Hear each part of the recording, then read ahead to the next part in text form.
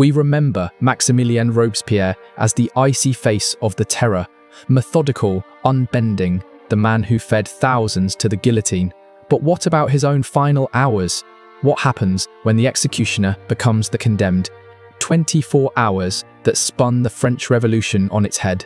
A single day when the most feared figure in France turned into prey. If you value history grounded in solid evidence, subscribe and tell us which city you're watching from. This account draws on original convention records and the official Courtois report. Now, back to the story. On the morning of July 27, 1794, the hall of the National Convention hummed as Robespierre climbed the rostrum.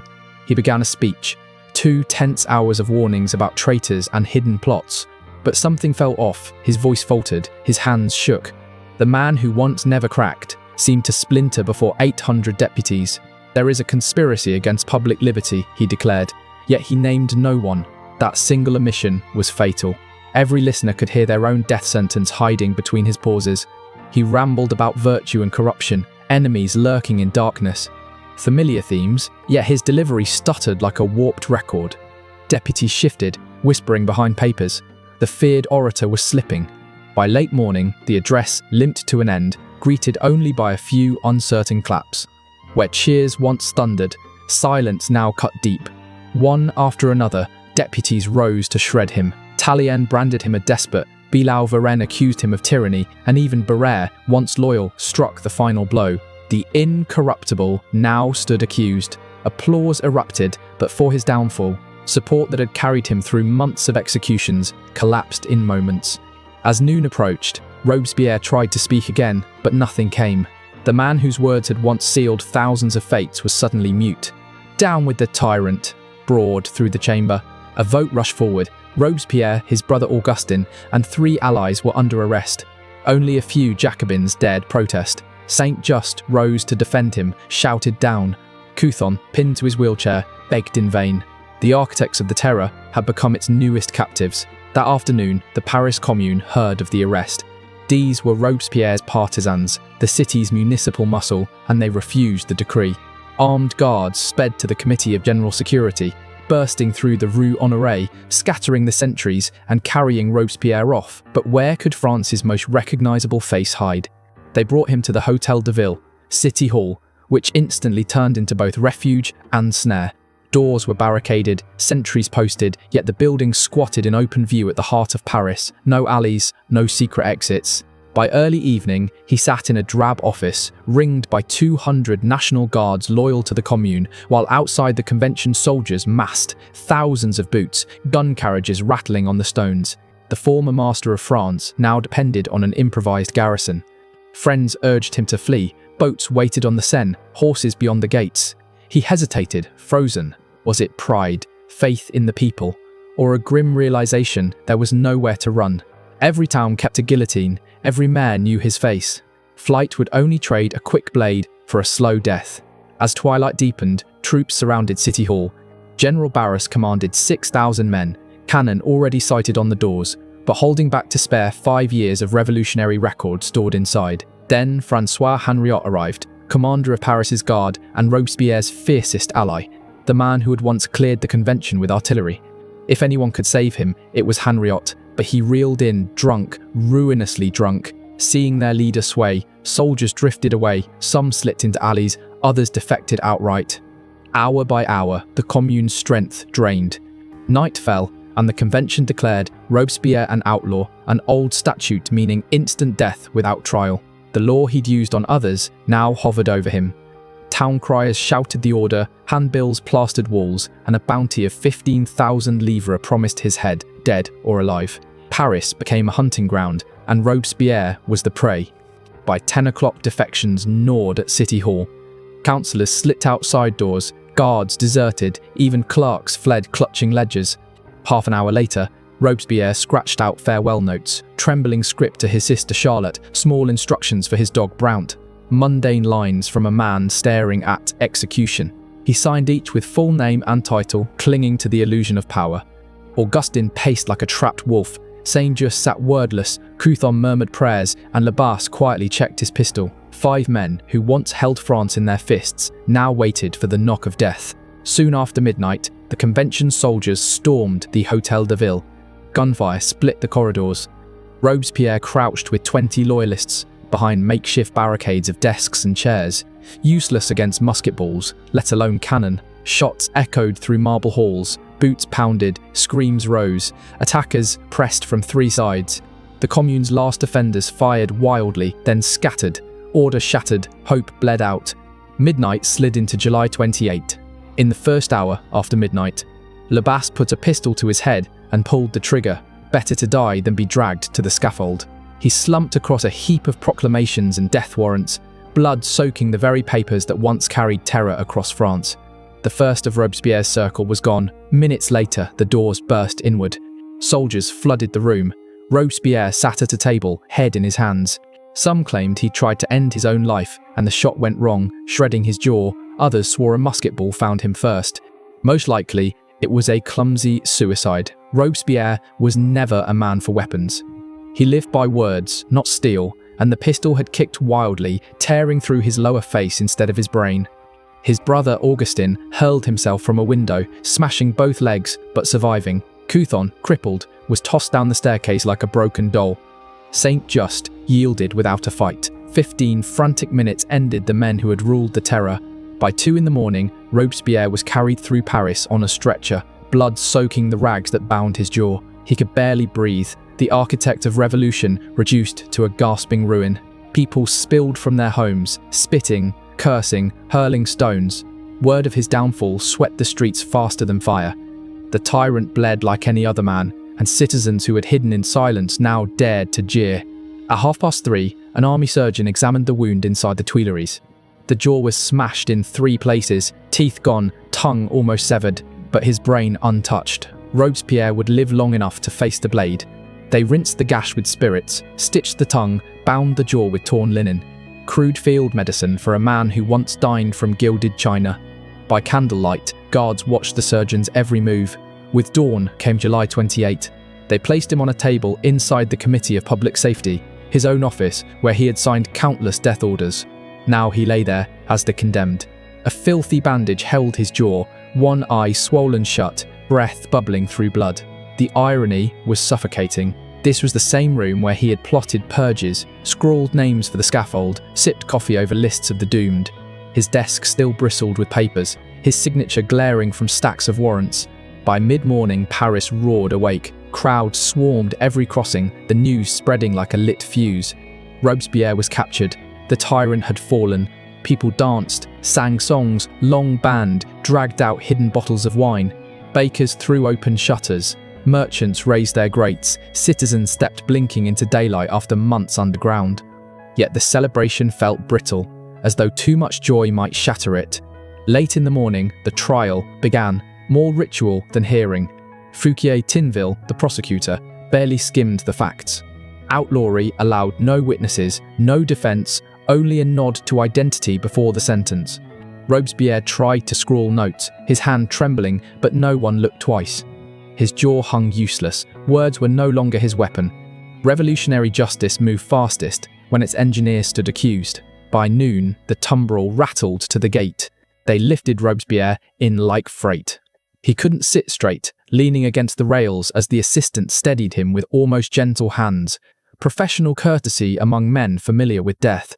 Months of strain had hollowed him. The terror had gnawed its creator to the bone.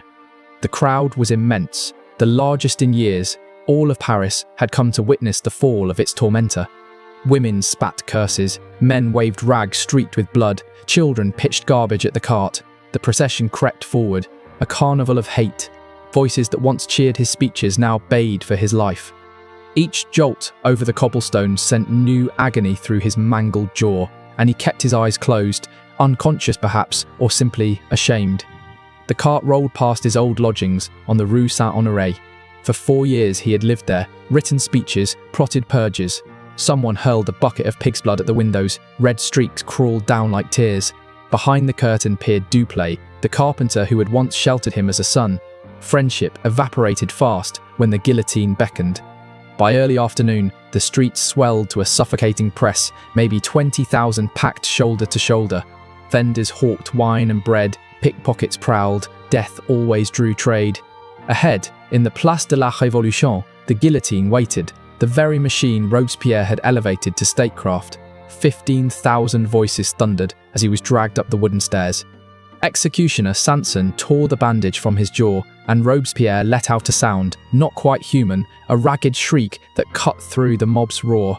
Then, an eerie stillness settled as his head dropped into the lunette. Assistants pinned his limbs with brisk efficiency. Sanson checked the mechanism, calm and precise as ever. Robespierre's eyes opened, suddenly clear. He looked at the crowd, the scarlet-stained boards, the poised blade. Comprehension lit his face. The terror had claimed its own master. The blade fell. Paris erupted, wild with release. People danced, wine spilled, bells rang for the first time in months. Blood pooled in the straw, mingling with that of countless victims. The guillotine had claimed its most infamous prize. The man who fed it now nourished it one last time. By mid-afternoon, the square was cleared. Bodies heaped onto carts. Augustin Robespierre, Saint-Just, and 20 others baked beneath the sun. The leadership of the terror was wiped out in one scorching session. Yet Paris kept drinking to their downfall past midnight. But Robespierre's story didn't finish at the scaffold that afternoon. While the city roared with celebration, curious citizens crept toward his lodgings on the Rue Saint-Honoré. They rummaged through drawers and cupboards like carrion birds, hungry for keepsakes and secrets. Their first prize was the fabled green coat, the garment he wore for every thunderous speech as Paris bled. Torn to ribbons on the spot, it changed from a tyrant's uniform into a souvenir for the bold. By 5:30 p.m., the true treasure hunt began. Officials sealed the apartment and started cataloguing his possessions for the state. Ordinary procedure after an execution, but this inventory revealed the man behind the executioner's mask.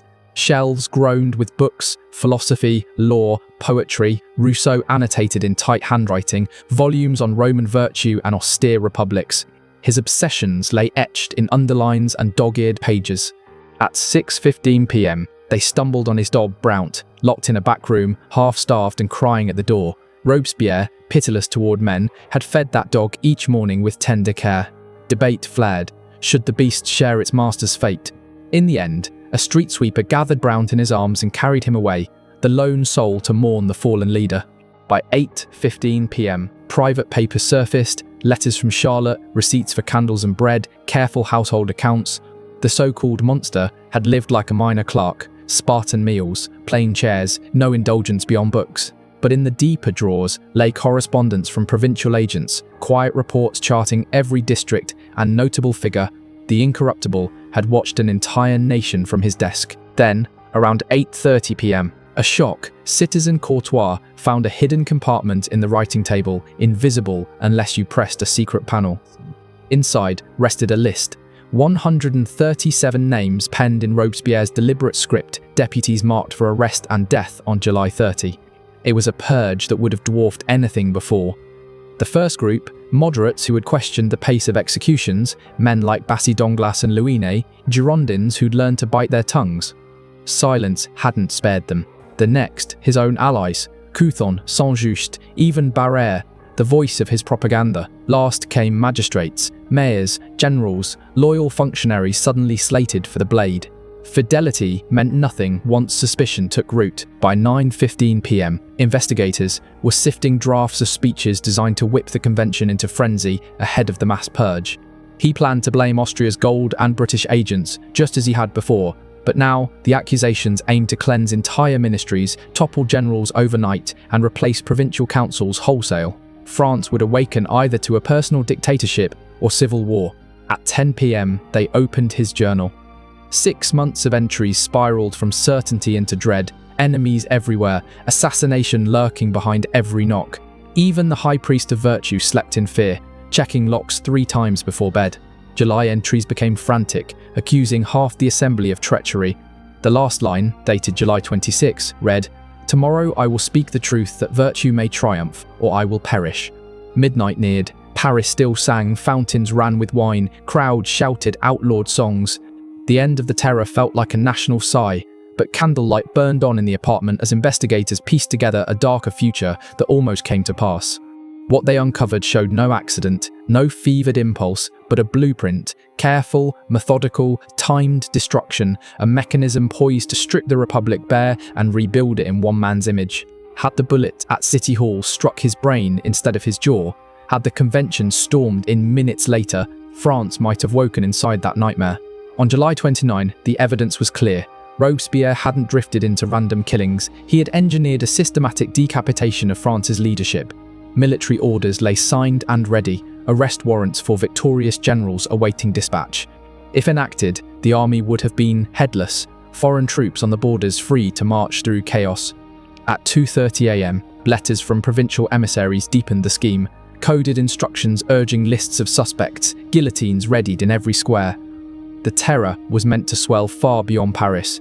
Lyon, already punished for revolt, faced annihilation, streets leveled, survivors scattered, the city itself erased. Then, at 4:05 a.m, financial ledgers delivered another blow. The Republic's coffers were empty, bled dry by foreign war and domestic repression, tax collection paralysed by dread. The paper trail painted a single conclusion. Had Robespierre survived, France would have stepped not into peace, but into an abyss without bottom. The Republic bled money faster than it could print assignats. Robespierre's answer was chilling: seize more estates from the condemned, bankroll the state through legalised plunder. Each sentence of death meant another deposit in the treasury. Execution turned into fiscal policy. By 4:15 a.m, private letters sliced through the paper mountain. Charlotte begged her brother to stop the slaughter. Augustin confessed his doubts. Even inside the citadel of the terror, voices whispered against the tide of blood. Robespierre, increasingly alone, only stiffened. Later drafts show a man convinced that if others faltered, he would stand firm. Virtue demanded sacrifice. France had to be scoured clean. The incorruptible hardened into granite. Dawn, July 29, 24 hours since his arrest. Paris counted its dead and searched for meaning. 17,000 lives had already fallen in just 14 months, yet the papers hinted at horrors still waiting in the wings. Around 5:30 a.m, investigators completed their final inventory. Robespierre's personal fortune amounted to 873 livres, less than a good craftsman earned yearly. The man who ruled the treasury lived poorer than many he condemned. Power without riches, devastation without gain. His treasures were modest. A handful of law books inherited from his father, medals from revolutionary committees, a silver watch presented by citizens after his first speeches. A life chained to austere ideals left only tokens behind. By 7:15 a.m, hundreds of documents sealed, catalogued, and spirited away to state archives, where they would lie unseen for decades. But rumours leaked among deputies who had survived by a matter of hours, and generals spared by a twist of timing. France, they realised, had been pulled back from an abyss by pure accident. A bullet that shattered a jaw instead of a brain, and 20 frantic minutes at City Hall. At 7:30 a.m, the larger truth settled like a weight. Robespierre's fall hadn't ended the terror through rebellion or coup. It ended because fortune intervened. One botched suicide, a short delay, and history veered off course. Without that chance, France would have plunged into slaughter, collapse, and invasion. The revolution might have devoured itself whole. 3 days later, archivists unlocked one last horror: plans hidden in his desk for expanding the machinery of death. Multiple execution grounds across Paris, steam-driven blades engineered for relentless speed, industrialized killing on a scale the world had never imagined. The man who once preached civic virtue had prepared to mechanize terror itself. If stories like these grip you, subscribe and let us know the city you're watching from. This account draws on Courtois's official report and the French National Archives, reviving the final hours of Robespierre in all their dreadful clarity.